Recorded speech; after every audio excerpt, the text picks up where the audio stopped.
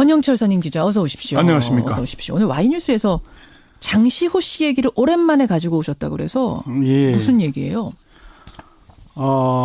장시호 씨가 이제 최순실 씨 뇌물 사건에서 거침없는 폭로를 이어가고 있죠. 그렇죠. 이모와 조카 사이에 뭐 법정에서 언성을 높이는 일까지 일어나고 있고요. 그래서 장시호 씨는 왜 잇따라 숨겨진 사실을 폭로하나?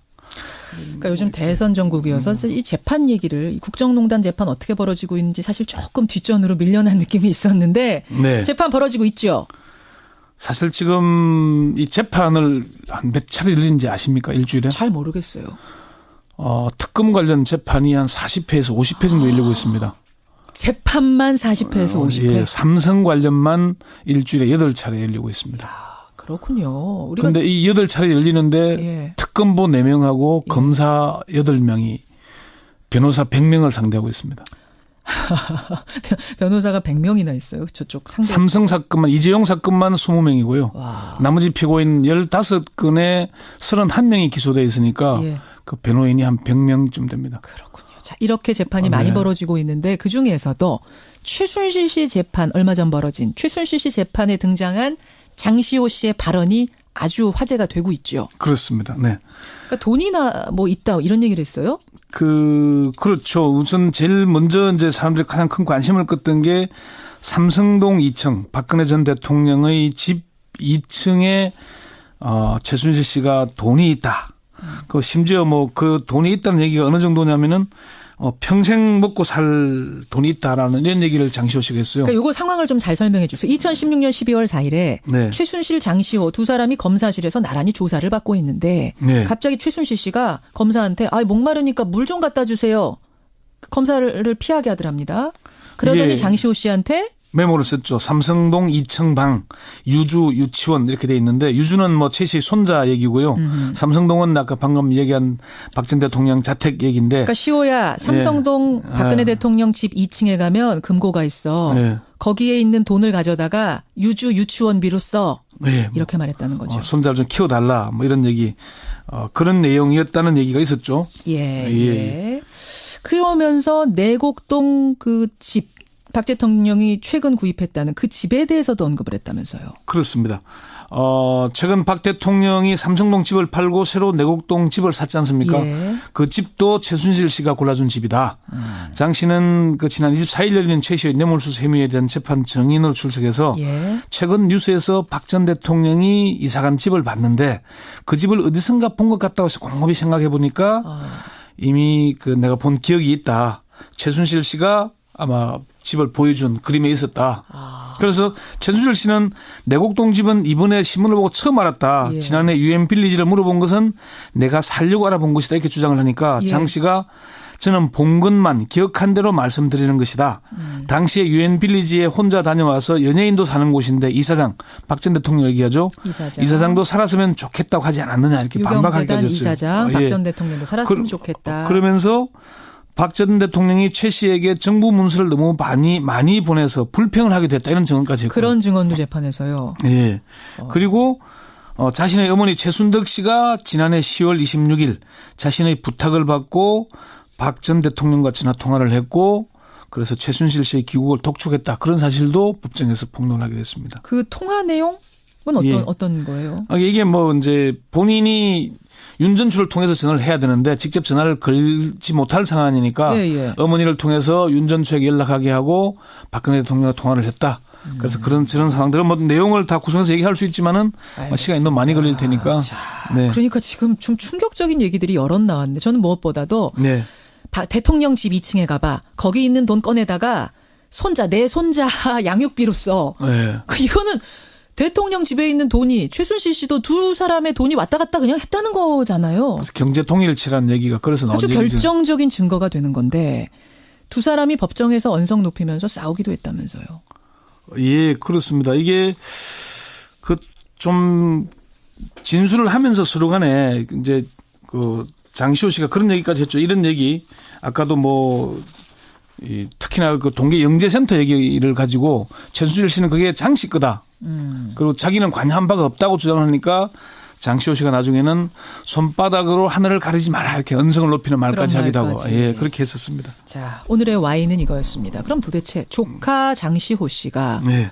왜 잇따라 숨겨진 사실, 그러니까 지금까지도 숨겼던 그 사실을 재판에서 이렇게 폭로하는 것이냐. 이 이유가 뭡니까?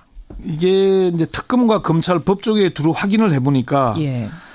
이모 최순실 씨와 조카의 관계가 정상적인 이모 조카 이런 관계가 아니라 주종 관계 또는 일방적으로 불임을 받는 관계였기 때문이 아니냐는 그렇게 얘기를 합니다. 우리가 생각하는 그 혈연 관계의 조카 이모 사이는 아니다. 이 둘 사이는. 심지어 뭐 어떤 특검 관계자는 고양이 앞에 쥐도 못 대는 관계다 이렇게 얘기하더라고요.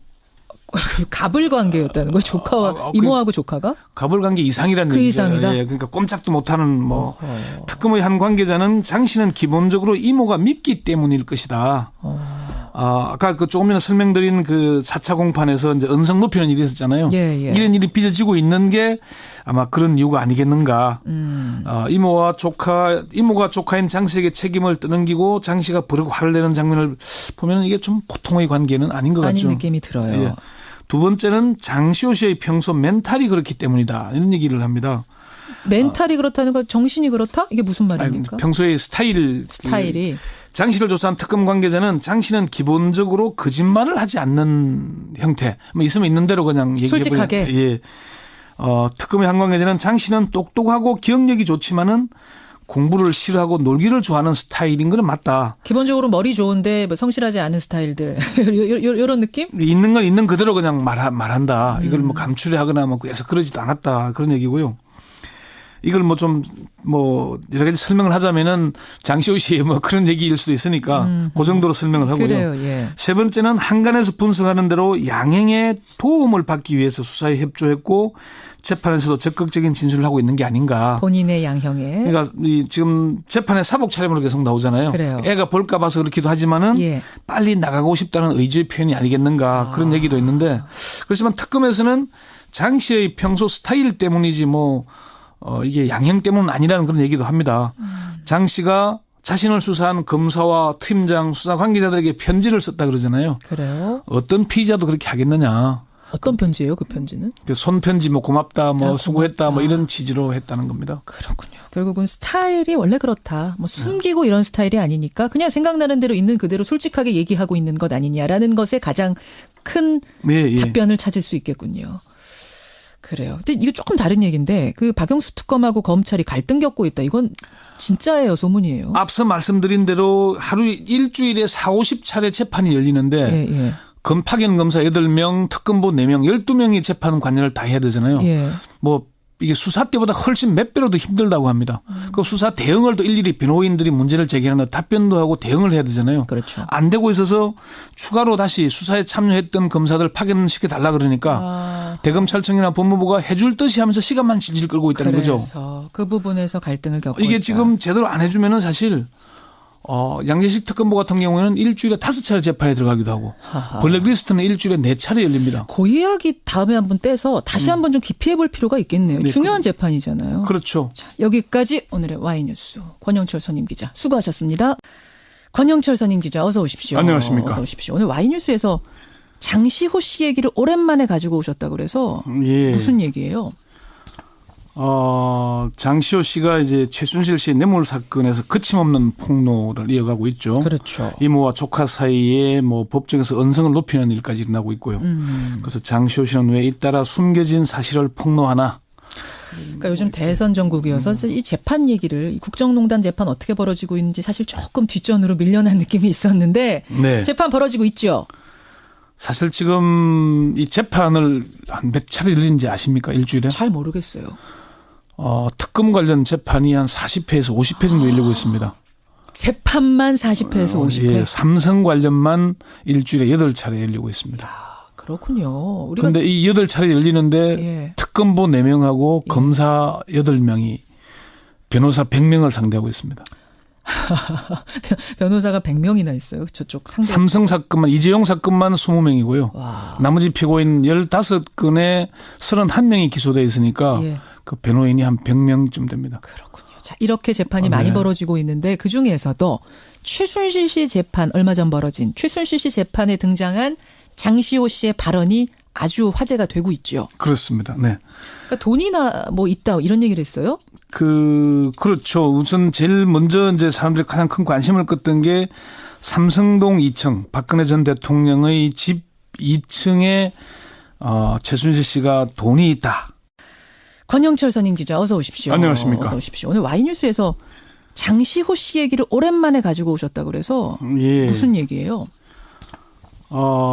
장시호 씨가 이제 최순실 씨의 뇌물 사건에서 거침없는 폭로를 이어가고 있죠. 그렇죠. 이모와 조카 사이에 뭐 법정에서 언성을 높이는 일까지 일어나고 있고요. 그래서 장시호 씨는 왜 잇따라 숨겨진 사실을 폭로하나? 그러니까 요즘 대선 전국이어서 이 재판 얘기를 이 국정농단 재판 어떻게 벌어지고 있는지 사실 조금 뒷전으로 밀려난 느낌이 있었는데 네. 재판 벌어지고 있죠. 사실 지금 이 재판을 한 몇 차례 열리는지 아십니까? 일주일에? 잘 모르겠어요. 특검 관련 재판이 한 40회에서 50회 정도 열리고 있습니다. 재판만 40회에서 50회. 예, 삼성 관련만이었다는 얘기가 있었죠. 예. 그러면서 내곡동 그 집, 박 대통령이 최근 구입했다는 그 집에 대해서도 언급을 했다면서요. 그렇습니다.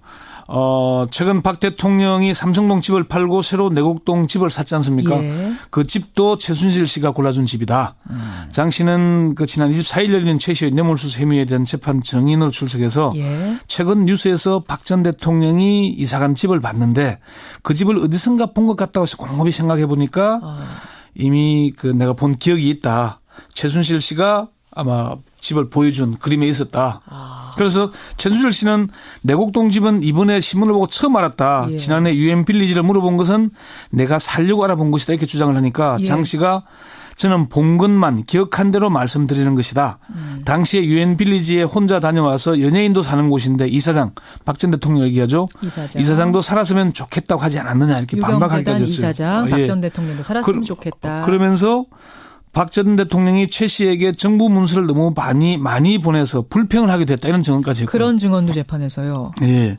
그리고 자신의 어머니 최순덕 씨가 지난해 10월 26일 자신의 부탁을 받고 박 전 대통령과 전화 통화를 했고 그래서 최순실 씨의 귀국을 독촉했다. 그런 사실도 법정에서 폭로하게 됐습니다. 그 통화 내용은 어떤 거예요? 이게 뭐 이제 본인이 윤전추를 통해서 전화를 해야 되는데 직접 전화를 걸지 못할 상황이니까 어머니를 일주일에 8차례 열리고 있습니다. 그렇군요. 그런데 이 8차례 열리는데 특검보 4명하고 검사 8명이 변호사 100명을 상대하고 있습니다.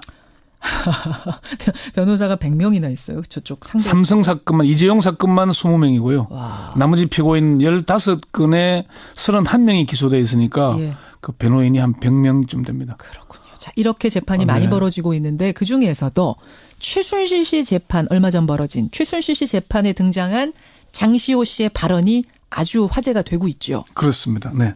그러니까 돈이나 뭐 있다 이런 얘기를 했어요? 그렇죠. 우선 제일 먼저 이제 사람들이 가장 큰 관심을 끄던 게 삼성동 2층 박근혜 전 대통령의 집 2층에 최순실 씨가 돈이 있다. 그 심지어 뭐 그 돈이 있다는 얘기가 어느 정도냐면은 평생 먹고 살 돈이 있다라는 이런 얘기를 장시호 씨가 했어요. 그러니까 이거 상황을 좀 잘 설명해 주세요. 2016년 12월 4일에 최순실, 장시호 두 사람이 검사실에서 나란히 조사를 받고 있는데 갑자기 최순실 씨가 검사한테 목마르니까 물 좀 갖다 주세요. 검사를 피하게 하더랍니다. 그러더니 장시호 씨한테 메모를 썼죠. 삼성동 2층 방, 유주, 유치원 이렇게 돼 있는데 유주는 뭐 최 씨 손자 얘기고요. 삼성동은 아까 방금 얘기한 박 전 대통령 자택 얘기인데. 그러니까 시호야 삼성동 박근혜 대통령 집 2층에 가면 금고가 있어. 거기에 있는 돈을 가져다가 유주 유치원비로 써. 이렇게 말했다는 거죠. 손자를 좀 키워달라 뭐 이런 얘기. 그런 내용이